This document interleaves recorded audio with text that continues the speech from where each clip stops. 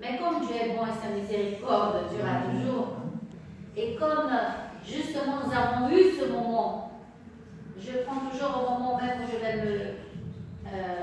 je vais dormir, je prends ce moment où j'aime bien, où tout est calme, tout est fini, je peux me poser.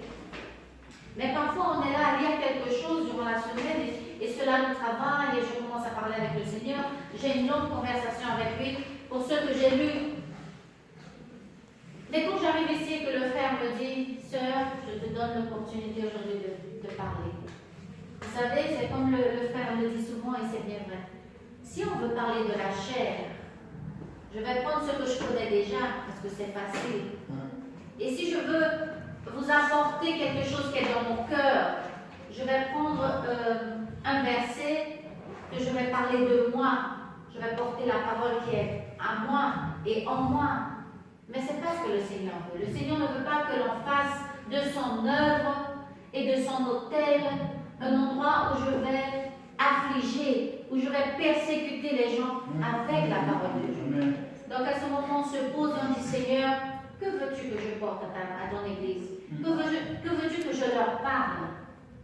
Pour que ça ne soit pas de moi, pour que ça ne soit pas de la chair. Je le fais toujours. Indépendamment où je suis, je demande, Seigneur, qu'est-ce que tu veux, toi, dire à ton église? Et le Seigneur m'a donné cette parole qu'on vient de lire. Pourquoi, mes bien-aimés? Parce que nous avons l'opportunité d'être Pierre ou d'être Jean. Les gens nous regardent, les gens nous voient passer, les gens nous voient aller travailler, nous voient revenir. Ils savent que nous sommes enfants de Dieu. Ils nous ont identifié que nous sommes des serviteurs. Peut-être la façon de se vêtir, la façon de s'exprimer, la façon de parler aux gens. Ils ont identifié que ce sont des serviteurs. Et les gens nous regardent, ils attendent quelque chose de nous. C'est vrai. Parfois, on pense qu'on n'a rien à offrir. On dit, ah, mais je ne sais pas parler, je ne sais pas chanter, je ne sais pas prêcher, je ne sais pas porter la parole. Mais il y a quelque chose en nous que le Seigneur nous a donné. Le jour même où tu as confessé le nom puissant de Jésus-Christ de Nazareth, excusez-moi, est ton sauveur. Tu as déjà reçu toi-même. Tu as reçu ta guérison, tu as reçu ton miracle, tu as reçu ta part du royaume. Alors pourquoi nous disons que nous n'avons rien? Pourquoi nous aimons nous exprimer de cette façon?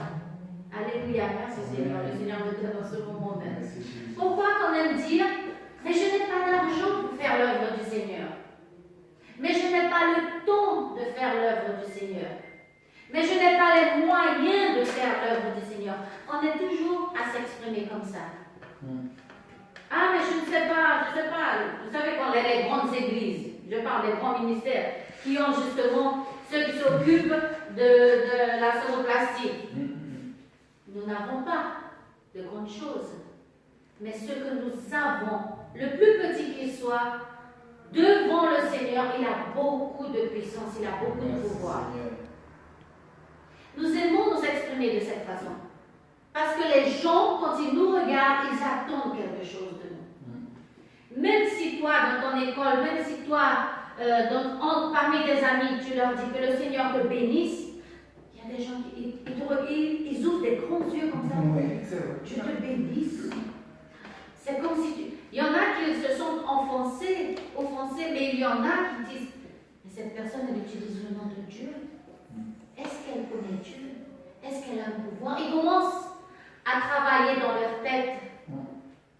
Parfois, on ne veut même pas dire ça, mes bien-aimés.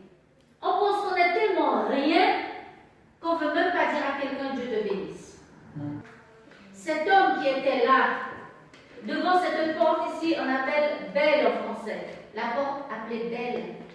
En portugais, formosa, c'est plus que belle. Elle a la forme. Elle a une beauté au-delà d'être belle. Il y a des femmes qui sont belles, mais il y a celles qu'on regarde comme ça quand on voit la télé. On dit qu'elles sont plus que belles. Hein? Ben voilà, cette porte. Il était devant cette porte-là, cet homme. Cet homme qui était boiteux. Cet homme qui était handicapé.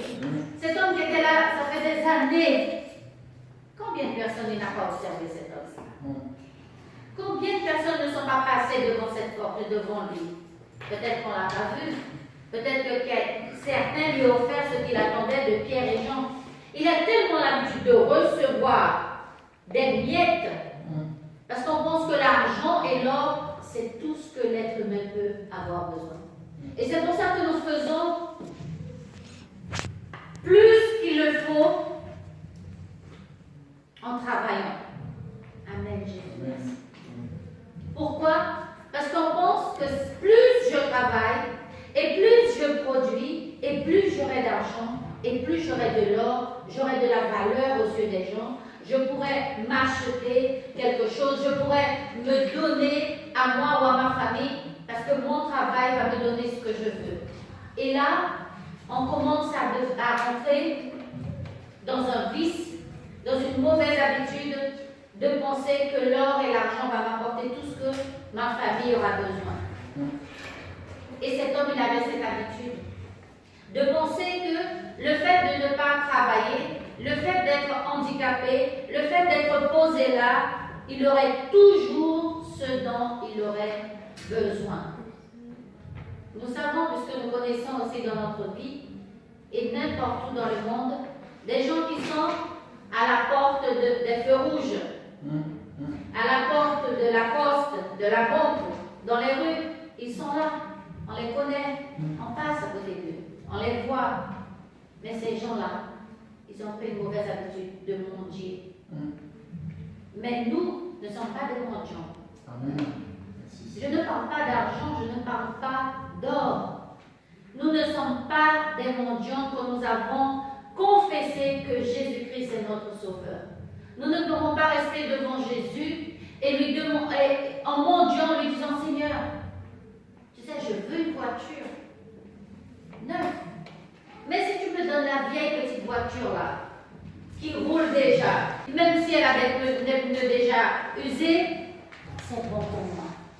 Je suis satisfait. Ça, mes bien-aimés, c'est mendier. Parce que c'est pas ce qu'on veut. Est-ce qu'on veut une vieille voiture? Non. On veut une belle voiture. Bon état. En bon état. Mais pourquoi on veut tout le temps rester à mendier devant Dieu? Quand on demande, je vais donner un exemple ici, sans offenser personne, un mari ou une femme, tu vas demander n'importe quoi? Tu vas dire, non mais il suffit juste qu'elle soit servante de Dieu, pour moi c'est bon. C'est pas vrai. C'est pas vrai. Mais quand j'ai appris à connaître mon Dieu et mon roi, je lui ai présenté ma prière, ma demande, ma requête. Donc arrêtons d'être des mendiants devant le Seigneur. Soyons sincères. Ce que tu veux, ce que tu souhaites, ce que tu désires, tu ne dois pas dire non Seigneur, mais si tu me donnes cette vieille chaise-là, juste que je puisse m'asseoir, me reposer, ça sera suffisant. C'est pas vrai. Le Seigneur, il veut de nous que nous soyons sincères.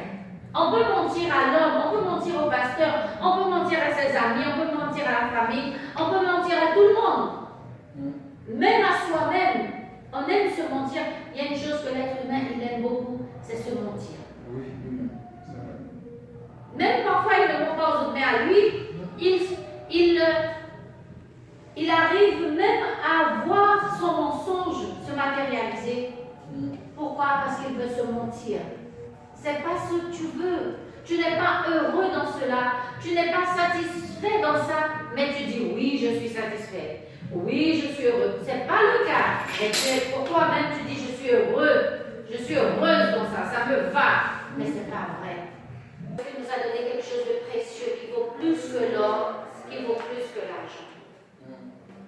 Cet homme qui avait pris l'habitude de mendier voit maintenant deux personnes différentes.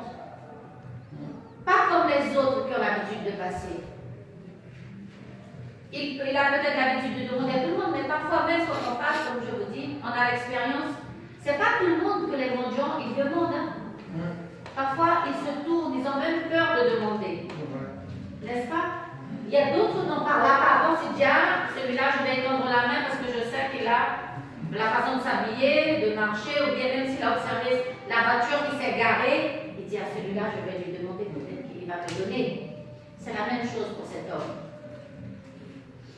Quand il a vu Pierre et Jean arriver, il a étendu la main pour leur demander quelque chose. Pas parce que seulement il était dans le besoin, on sait qu'il ne pouvait pas travailler, on sait qu'il était handicapé. La Bible nous l'a raconté. Mais il attendait de ce qu'il avait l'habitude d'attendre de tout le monde. Et là, Pierre lui dit, je ne possède ni or ni argent. Mais ce que j'ai, ce que je possède, je te le donnerai. S'il n'a pas d'argent, s'il n'a pas d'or, qu'est-ce qu'il va donner? Tu ne peux qu'offrir ce que tu as. Il y a des gens que tu veux leur exiger qu'ils te soient fidèles. Mais s'ils ne sont pas fidèles à eux-mêmes, et s'ils ne sont pas fidèles à Dieu, comment ils seront fidèles aux autres? Tu ne peux offrir ce que tu as. Il y a des gens, ils n'ont pas d'amour dans leur cœur, dans leur vie. C'est des gens qui vivent, c'est des gens qui sont très machiavéliques, qui sont très égoïstes, qui n'ont pas d'amour pour personne. Ils veulent les choses que pour eux-mêmes. Et tout ce qu'ils ont entrepris dans leur vie, c'est pour réussir quelque chose, pour arriver au but, et qu'importe qui soit sur leur chemin. Qu'importe les gens qu'ils vont croiser, ils n'ont pas d'amour pour partager ce qu'ils ont. Donc ils ne peuvent pas donner de l'amour. Tu ne peux donner ce que tu as. Si tu n'as pas l'Esprit de Dieu, tu vas offrir l'Esprit de Dieu. Tu ne peux pas offrir ce que tu n'as pas. Tu ne peux donner ce que tu as. Et Pierre et Jean, l'apôtre, qui était toujours couché, qui était toujours tout près de Jésus, qui était toujours sur la poitrine de Jésus, qui avait cet amour, cette intimité avec Jésus. Il ne pouvait qu'offrir ça. Donc il pouvait offrir ce qu'il avait reçu de Christ, son Esprit Saint. Et c'est ce qu'il a offert. Mais il a dit à cet homme, regarde, il a dit, regarde-moi. Il a dit, regarde-nous. C'est pour savoir que nous ne sommes jamais seuls. Même si je suis accompagné de frères pour faire l'œuvre, même si je suis même tout seul à aller prêcher à l'hôpital ou dans la rue, mais l'Esprit de Dieu est toujours avec nous. Amen. Soyons conscients que nous ne sommes jamais seuls. Soyons conscients que l'Esprit de Dieu est avec nous. Pour que quand nous allons ouvrir notre bouche, ce ne soit pas nous qui parlons, mais que ce soit l'Esprit de Dieu qui parle à travers nous. Et que cette autorité, les gens puissent voir en nous que nous possédons cette puissance de Christ. Il a dit, regarde-nous. Et il a dit, lève-toi et marche. Alléluia. Déjà pour se mettre debout, imaginez la scène, mes bien-aimés. Pour se mettre debout pour une personne qui est handicapée, est-ce que c'est facile? Il a besoin d'aide, il a besoin de soutien, il a besoin qu'il puisse attraper quelque chose pour le mettre debout. Déjà, rien que cette autorité de lui dire, lève-toi, on voit déjà que ce n'est pas Pierre qui a parlé, mais que c'est Jésus-Christ qui a parlé, en lui et par lui. Parce que déjà là, on voit l'impossible s'accomplir. Tant qu'il nous a dit, tant qu'il a dit, regarde-nous, il est assis, il est par terre, il peut lever la tête, mais quand il dit, lève-toi, il a déjà donné un ordre, il a déjà déterminé le miracle, il a déjà proclamé la victoire de cet homme.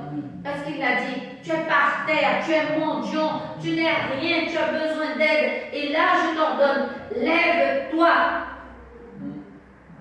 Et après, il dit, marche. Il n'a pas demandé, est-ce que son pied va se mettre à l'endroit? Est-ce que sa jambe sera suffisamment forte pour le soutenir? Il n'a pas réfléchi à attendre de voir quelque chose, Pierre. Il a ordonné, il a décrété, il a dit avec autorité, marche. C'est comme ça que nous devons être fils de Dieu, enfants de Dieu. Nous attendons avant de voir les choses se passer pour après glorifier, pour après remercier, pour après faire. Parce qu'on a l'habitude de dire, mais j'ai pas d'argent, mais j'ai pas d'or. Je vais à l'église faire quoi? Il y a 2-3 personnes seulement. Il faut que je vois l'église soit remplie, comme le frère a dit. Si je ne commence pas maintenant à vous prêcher de cette façon, en croyant que le Seigneur est là, en croyant que Jésus est dans ma vie, il faut que j'attende que toutes les chaises soient remplies pour commencer à chanter, pour commencer à méditer à la parole, pour commencer à dire, ah, peut-être que comme il y a beaucoup de gens, on va me donner l'opportunité. Non, il faut que je le voie, il faut que je visualise par la foi que Christ il est là avec nous. Il faut que je croie que toutes ces chaises seront remplies dimanche prochain. D'ici un mois, d'ici un an, je ne sais pas. Mais il faut déjà que je le croie moi. Il faut que je vois déjà le miracle. Il faut que je le vis déjà. Pour pouvoir servir Dieu à n'importe quel instant, à n'importe quel moment. Parce qu'il est en moi. Il n'est pas à côté. Il n'est pas de l'autre côté. Il est en moi. Donc où je suis, il est avec moi. Amen. Dans le verset 7, il dit, ses pieds et ses chevilles s'affirmirent immédiatement. D'un bond, il fut debout et se mit à marcher. Amen. Amen.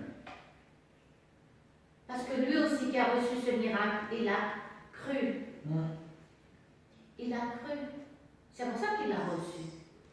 S'il ne croyait pas, il n'aurait pas pu faire ça. Il aurait mis des doutes. Il aurait pu poser la question, mais qui êtes-vous? Je ne vous connais pas. Est-ce que tu es médecin?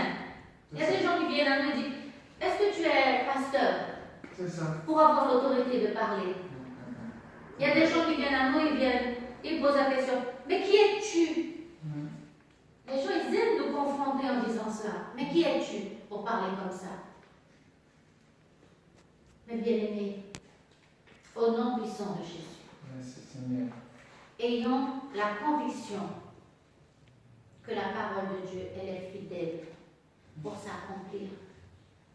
Quand il a dit que celui qui le reçoit, lui, Jésus, reçoit à son Père qui est aux cieux.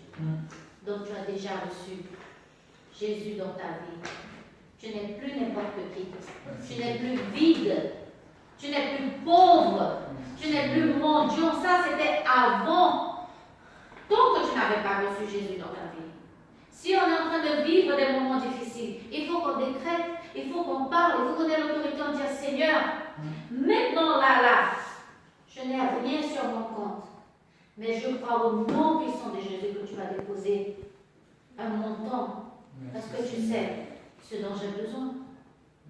Il faut qu'on dise par la foi, Seigneur, comme le frère disait, je suis malade. Si tu veux que je passe par la main des médecins, bénis la main de ces médecins qui m'ont opéré. Mais si tu ne veux pas, tu vas me guérir. Mais si le Seigneur a permis, c'est parce que son nom doit être glorifié aussi par les médecins. Merci Seigneur. Quand j'étais dans la salle d'opération, je n'ai pas été endormie à la totale, c'était local. Et là, l'un des médecins me dit ah madame, nous n'avons pas de radio. Il y a eu un petit problème parce qu'ils mettent une petite chanson pour que l'atmosphère soit décontractée et tout. On n'a pas de radio pour faire la petite chanson ici. On va vous parler. J'ai dit non, mais si vous voulez, je peux chanter. Amen. Ils ont dit chanter, vous voulez chanter? J'ai dit oui, si ça ne vous dérange pas, pendant que vous êtes en train d'opérer, je peux chanter. Ils ont dit d'accord, d'accord. Mais ils ne s'attendaient pas. J'ai pu chanter 4 chants. Alléluia. Même si j'avais chanté un seul, j'ai glorifié le nom du Seigneur dans le bloc opératoire. Pour ces opérations. Mais j'ai pu au moins évangéliser par le chant 5 ou 6 personnes. Vous voyez, mes bien-aimés, ce que nous avons, c'est ce que nous pouvons offrir. Ouais. Si je ne chantais pas, si je ne connaissais pas au moins un chant, si je ne méditais pas sur la parole de Dieu, qu'est-ce que j'aurais pu faire? Quand ça s'est fini, ils étaient un peu ébahis. Ils ont dit, ah, c'est très joli. Ça a apporté une paix. C'est quoi? Enfin, j'ai chanté 2 en portugais et 2 en français. Vous voyez les opportunités que le Seigneur nous donne. Peut-être même ces gens-là, ils attendaient que je leur offre, je ne sais pas, moi, je ne sais même pas le nom, Beyoncé. C'est ça, Hein? c'est ça. Peut-être qu'ils attendaient que je leur chante, je ne sais même plus d'autres noms. Madonna, je sais des temps anciens. Mais je les ai offerts ce que moi je possédais. C'est ça ce que tu as. Le plus grand, le meilleur, le tout-puissant. Et quand ce miracle s'est produit avec cet homme, qu'est-ce qu'il a fait? Il a couru au temple. Et les gens sont venus comme ça sur lui. Et les magistrats, les pharisiens et plein d'autres personnes sont venus à le regarder parce qu'ils avaient l'habitude de voir cet homme handicapé. Personne ne faisait rien pour lui. Tout le monde était là, émerveillé. Mais il y avait beaucoup aussi qui se posaient des questions. Qu'est-ce qui s'est passé? C'est qui ces hommes-là qui ont fait ce miracle? Qui ils sont? Beaucoup. Il y en a qui sont contents avec ta victoire. Il y en a ceux qui jubilent, qui sont dans la joie quand ils voient que tu as reçu quelque chose. Mais il y en a beaucoup qui se posent des questions. Quand on passe, par exemple, les gens passent, les jeunes qui vont passer le bac, il y en a qui posent des questions. Mais comment il a réussi? On ne le voyait pas dans la classe, on ne le voyait pas étudier. Et voilà qu'il a réussi son bac. Comment il a fait? Ils se posent des questions, les gens. Quand ils voient que tu as reçu quelque chose, ils se posent des questions. C'est qui celui-là? Qui sont-ils? Qu'est-ce qu'ils ont? Qu'est-ce qu'ils ont fait? Comment ils ont fait pour arriver là? Mais ils ne savent pas l'intimité que tu as avec Dieu. Ils ne connaissent pas le moment, ta sincérité devant Dieu. Ce n'est pas la quantité de passer 1 heure, 2 heures, la moitié, comme j'ai déjà entendu ici. Ah, je passe 1 semaine en train de jeûner. J'ai déjà passé 1 mois, 40 jours à jeûner. À quoi ça sert? Si devant Dieu, tu es un menteur. Si devant Dieu, tu es un hypocrite. Si devant Dieu, tu n'arrives pas à ouvrir ton cœur et lui dire la vérité. Il sait, la Bible dit, avant même qu'on ouvre notre bouche, le Seigneur sait déjà ce que nous avons besoin. Mais pourtant, il veut que nous ouvrons la bouche et lui disons, parce que c'est là qu'il y a le test. Ils ont commencé à poser des questions. Et c'est là que Pierre et Jean ont pu leur répondre. Vous pensez que c'est nous qui avons fait ça? Vous pensez que... Regardez mes mains, qu'est-ce que j'ai? Est-ce que je l'ai opéré? Est-ce que j'ai eu un fétiche? Est-ce que j'ai pris un...